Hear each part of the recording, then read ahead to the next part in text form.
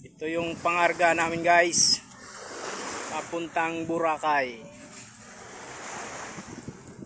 Mano-manong binuhat, 271 kilos. Yan, 182. Dami yan guys, karga namin. Delivery papuntang Boracay. Ito po lagi ang trabaho namin, trabaho ng mga kargador.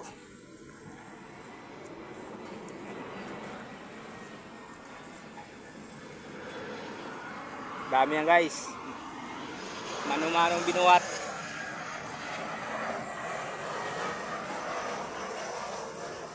Okay.